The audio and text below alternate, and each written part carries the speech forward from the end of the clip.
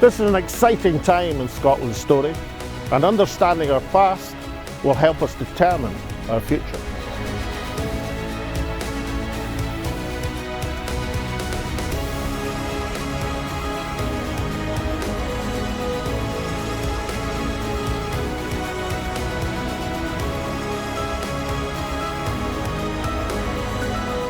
And when Scotland's voice is heard, it charts the way forward.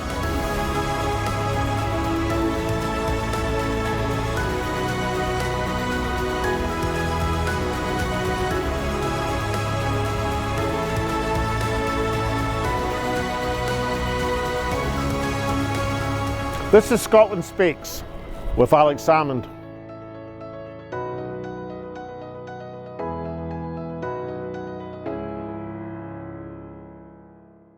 Good morning and welcome to Scotland Speaks with Alex Salmond and indeed myself, Tasmina Amanchik, at our regular time of 10 a.m. on a Saturday morning. Before the football. Yes, indeed, of course, before the football, as per usual, we're going to have to come up with some new lines. Alex, what do we have in store in today's show? Well, we look today at an issue which was hugely important this year, but rather overshadowed by the onset of the general election campaign, at least in terms of the UK publicity. And actually, there's been remarkable little analysis around the world. And that is that after a period of 12 years, that a deal was done to free Julian Assange from effective captivity, latterly in prison, before that imprisoned in various embassies. A really important issue which hasn't had the sort of analysis that it deserves, and today Scotland Speaks makes up for that. So we thought we would interview one of the men who's been behind the campaign to free Julian Assange, indeed fighting for it for many years of his journalistic life, a very effective campaigner indeed, and that is Craig Murray. But before we turn to Craig, let's look at some of the headlines over the past number of years during the incarceration of Julian Assange.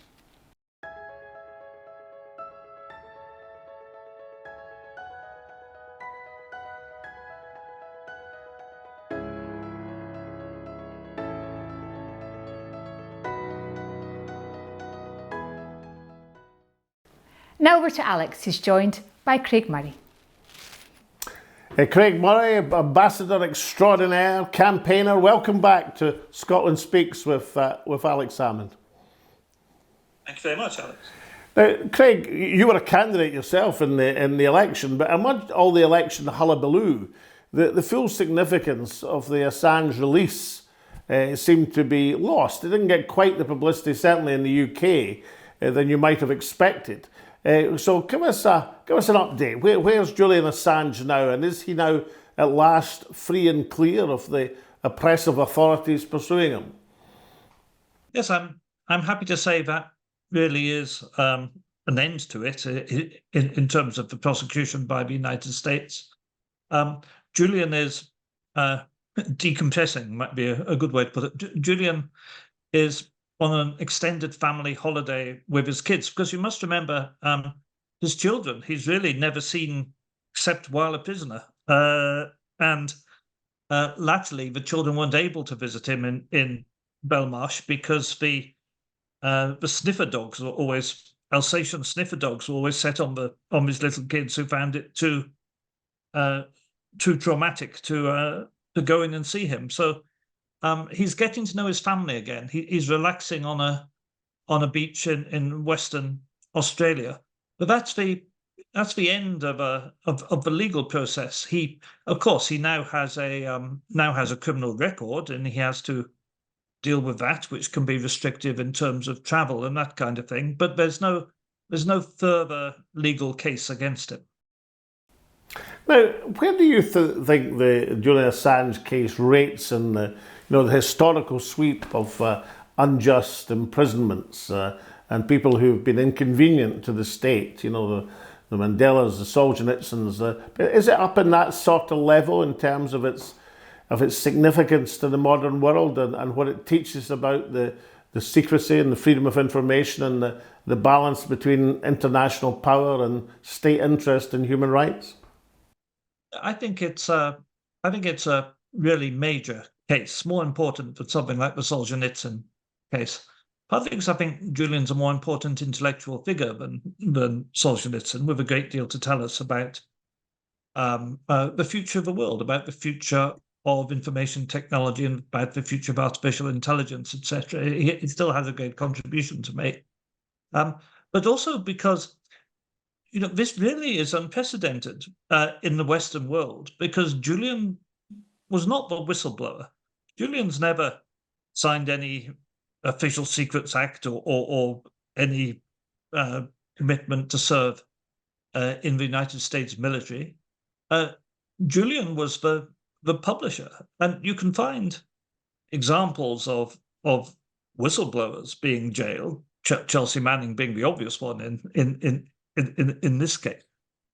But to jail effectively a journalist for publishing secret information that is leaked to them really is something that has been avoided largely in the Western world. I actually can't think of another case. I can't think of any other case of a journalist who has been jailed for very long periods in extremely harsh conditions for publishing information given them by a whistleblower. And I think that important distinction is has to be considered here. And it's really a very bad precedent. It's a terrible individual injustice, and it's a very bad precedent for the future of publishing and journalism in the Western world. And was there nothing at all in the security argument from the United States? I mean, you're a former ambassador, so you'll be familiar with these things, that safety of agents, of people, of giving information on the other side were being jeopardized by some of the release of this material. Was there nothing at all in that security argument that this was a reckless act, even if he was the publisher as opposed to the originator of the information? That really is a propaganda argument rather than a real argument. In the trial of Chelsea Manning, the court-martial of Chelsea Manning for releasing the information in the first place, the prosecutors admitted there was no evidence of anyone actually being harmed as a result of the publications. And despite years and years of them putting this argument forward, the United States was never, ever to give the name of one single individual who had been killed or injured as a result. And plainly, if there was such an individual, they would have given the name in order to bolster their propaganda.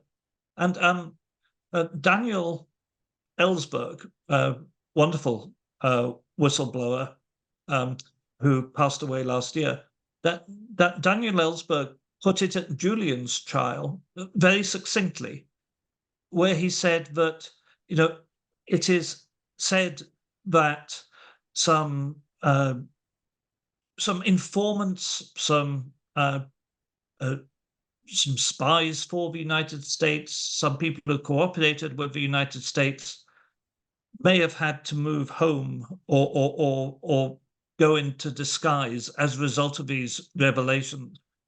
But among the 5 million people displaced as a result of the American war in Iraq, among the 2 million people displaced as a result of the American invasion of Afghanistan, how do you find those 1 or 2 individuals displaced for this cause? And how is that any worse than the 5 million other people displaced by the United States, or the 1 million people killed in Iraq?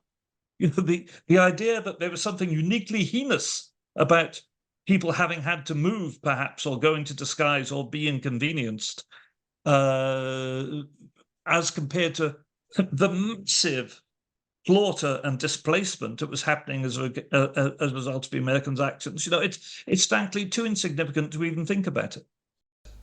Now, remind us of how Julian Assange chose to release the information, and what were in your opinion, the main pieces of information that adds to our knowledge and perhaps our skepticism of Western liberal democracies and their activities? I think, of course, the piece of information people always remember the individual piece, which is most widely recalled, is the collateral murder video, where you have the two Reuters journalists who were killed by a United States helicopter, which also then shot up and killed the people who came to try to rescue them, including a Good Samaritan passing in a van with two children in the van, which was shot up. And I can't recall, but I believe one of the children was killed. And that shocked people because the callous nature of the killings and the utter indifference as to whether these people were civilians, whether they were journalists, whether they were children, of the commander of the helicopter and his control, with whom the recording of the interaction between them.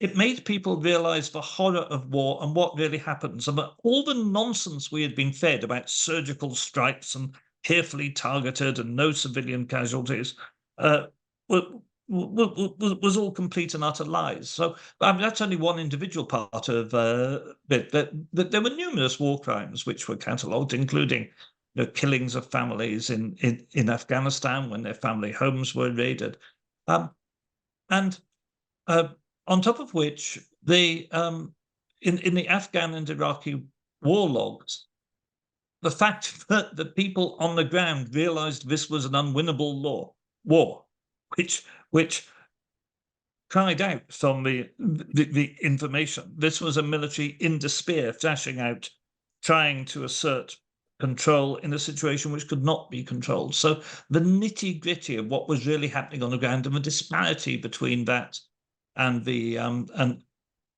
propaganda effort and the propaganda narrative, I think that was extremely important. That of course is in relation to the material on the wars. There were also other material. There were U.S. diplomatic telegrams, which all that which sparked the Arab Spring, but by showing collusion between the United States and Arab rulers, by showing corruption.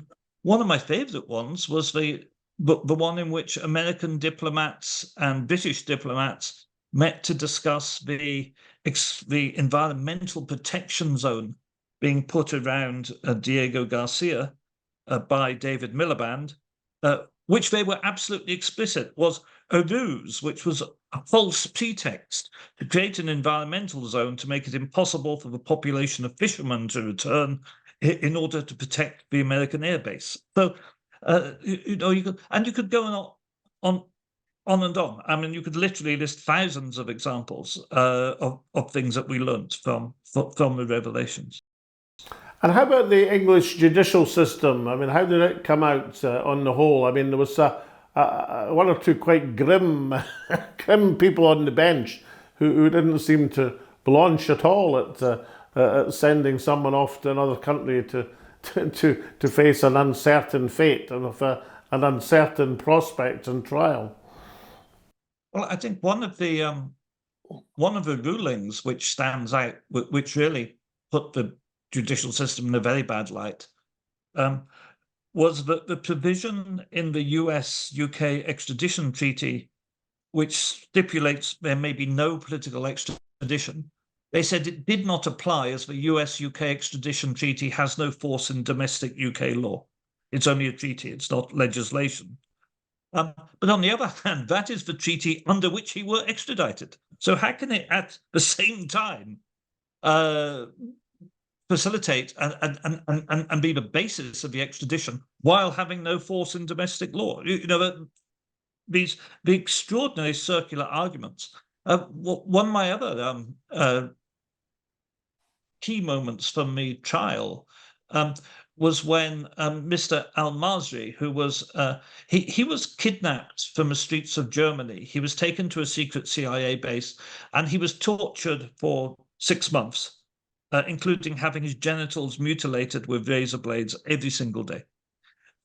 He suffered horrific torture. The European Court of Human Rights found that he had been tortured. His case went to the ECHR, and he won. And yet the British court said that in giving testimony, his testimony was that without the WikiLeaks revelation, he could never have won his case in the ECHR because his case was documented in American telegrams that WikiLeaks released.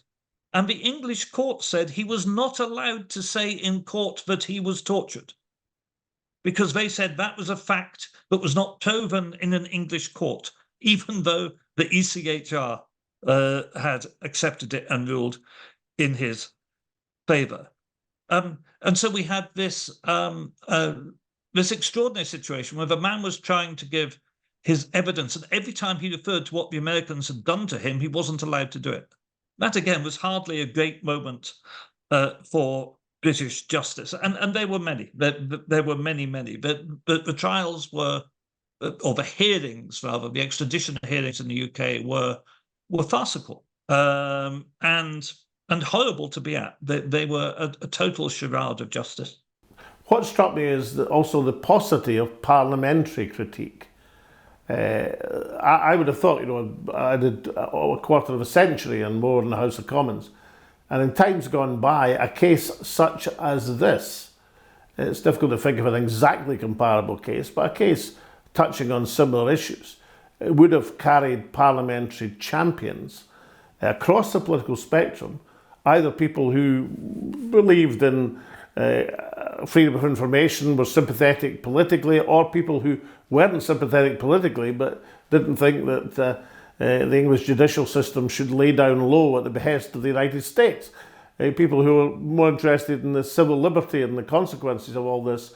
There were very few parliamentary champions. So, is this just the nature of the demeaning of the House of Commons, or is it just that people are frightened to open their mouths these days?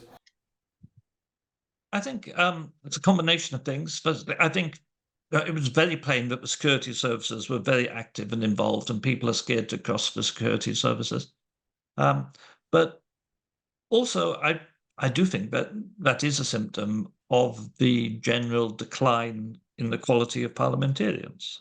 I'm not only referring to the fact your good self is no longer there, Alex, but undoubtedly there are very few people. You have David Davis, you have Jeremy Corbyn, you have a couple of other people who were prepared to take up the case of Julian Assange, but not many, and notably none of the so-called liberals. No liberal Democrats. Very few people on the libertarian wing of the Tory party. It's quite extraordinary.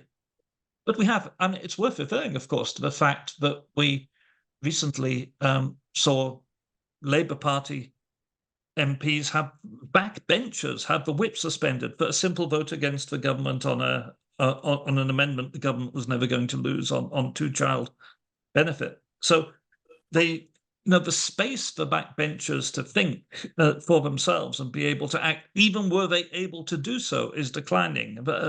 Parliament is not what it was. It's now an increasingly authoritarian-dominated body. And unfortunately, you wouldn't be joining them as a troublesome priest either, because despite a very creditable result in the election, quite a substantial poll indeed, other circumstances might even have been a winning poll. You just failed in your bid to re-inject some passion for civil liberties into the House of Commons. But you must take a great deal of satisfaction from your key role in the Assange defence, and there must be now that you've recovered from the election rigours, you must be quaffing the occasional red Australian wine in celebration. I am indeed. In fact, I'm about to go do just that. But yes, there's no doubt. It took up about half of my working life for the last 12 years or more has been spent on trying to get Julian free.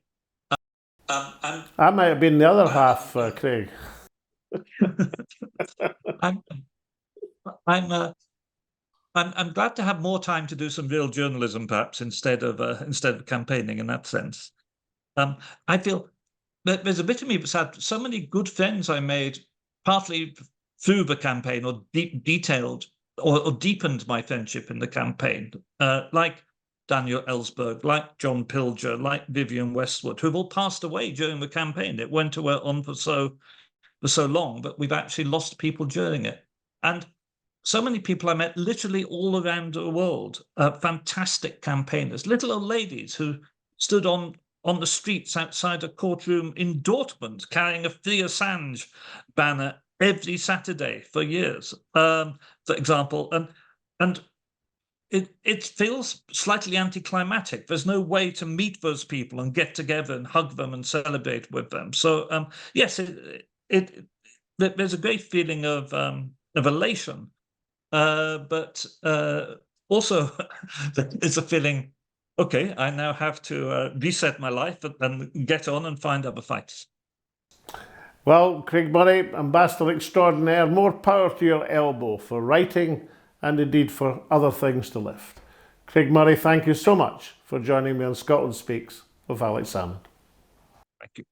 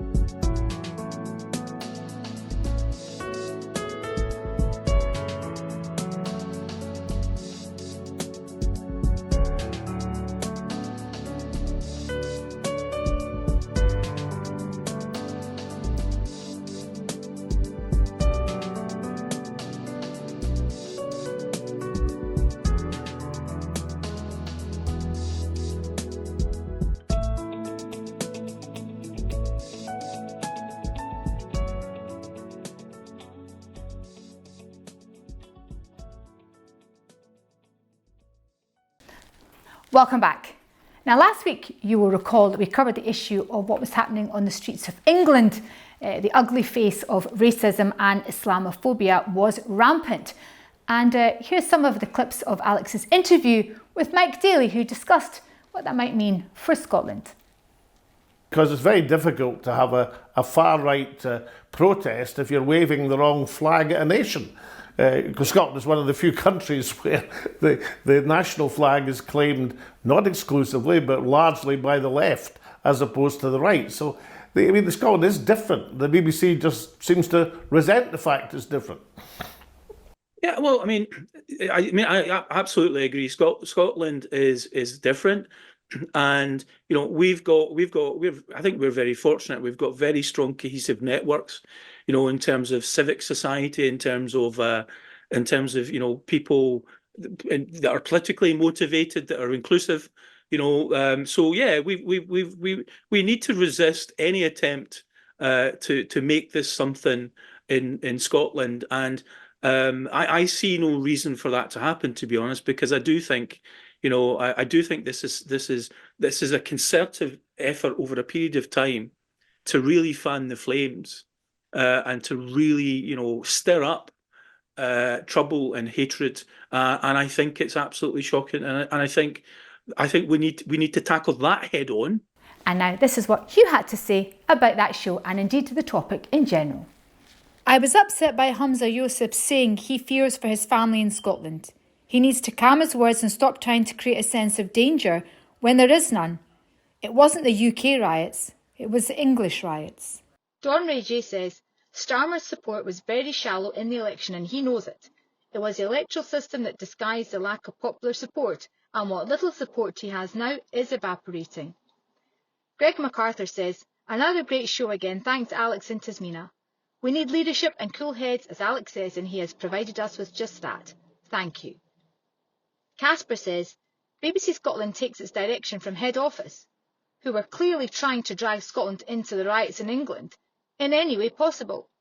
Head Office doesn't realise the audiences are totally different. Scotland knows what the BBC do.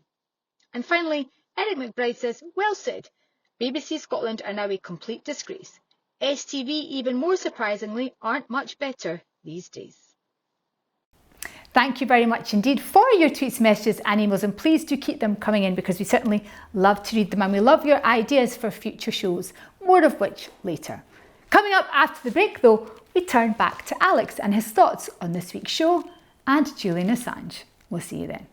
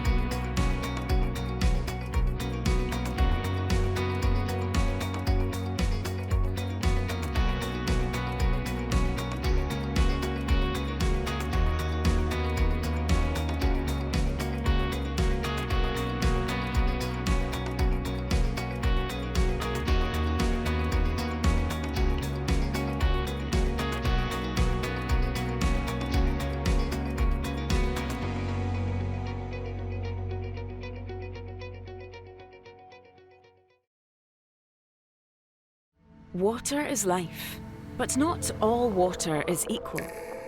Our water ionizer restructures and alkalizes water for optimum hydration and detoxification, recreating the planet's ultimate water sources, found in lightning-struck lakes and newly melted icebergs. H2 Pure Source. Change your water. Change your life.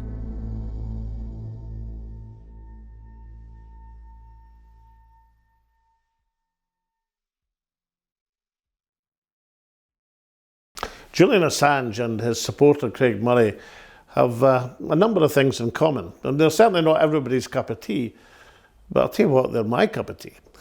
Because both somebody who fearlessly distributes information that I think it's in the international public interest to have seen, and secondly, somebody who's prepared to support them. A huge endeavour over a period of more than a decade for no monetary reward, but just the principle of supporting somebody who's been unjustly imprisoned and threatened with life-ending extradition. I think that's highly praiseworthy. Julian Assange, whether the American authorities like it or not, touched on some of lifted the skirts from the underbelly of American activities on a worldwide basis. Yes, of course, governments, security services, military personnel don't want people to see what they were actually doing in various theatres of war.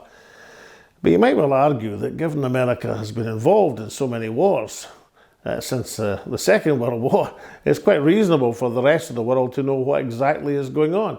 And the fact that WikiLeaks confirmed what we suspected, the worst of our suspicions, was largely confirmed as a reason for American anger and for their revenge against Julian Assange. To have somebody in your corner like Craig Murray, and many, many others around the world, is highly significant. You know, we're in an age where some of the citadels of liberal democracy, some of the institutions which we thought that regardless of pressure would stand up without fear or favour and protect civil liberties, individual rights of citizens, to protect people from unjust imprisonment and punishment, these citadels are falling for convenience.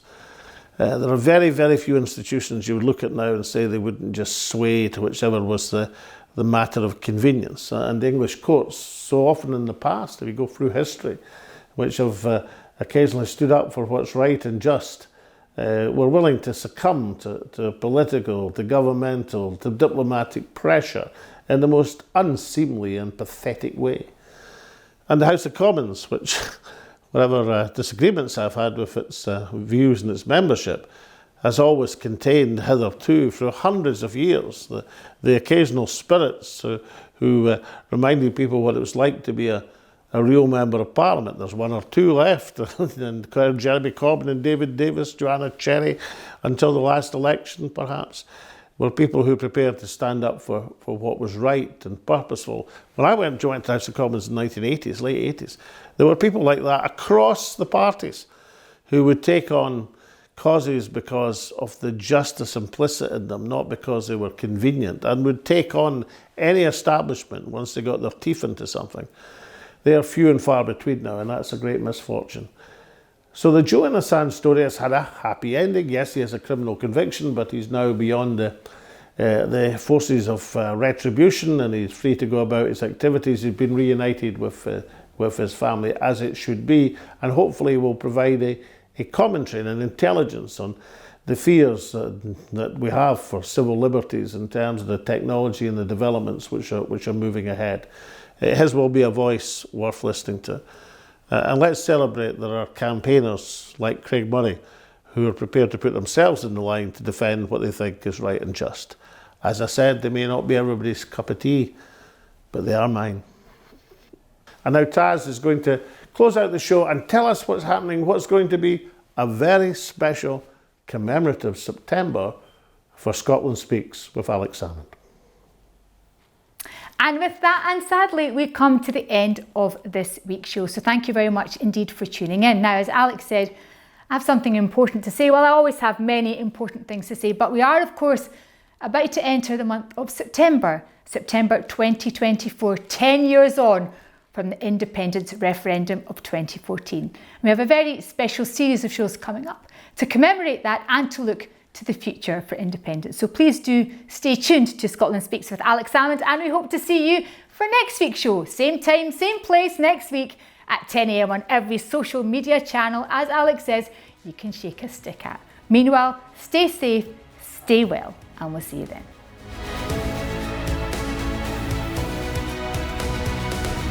This is an exciting time in Scotland's story, and understanding our past will help us determine our future.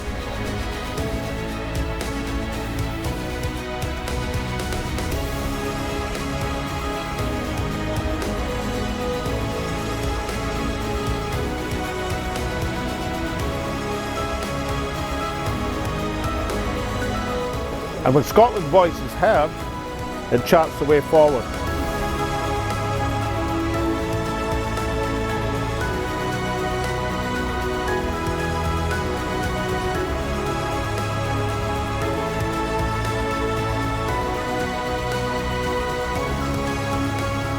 This is Scotland Speaks with Alex Salmond.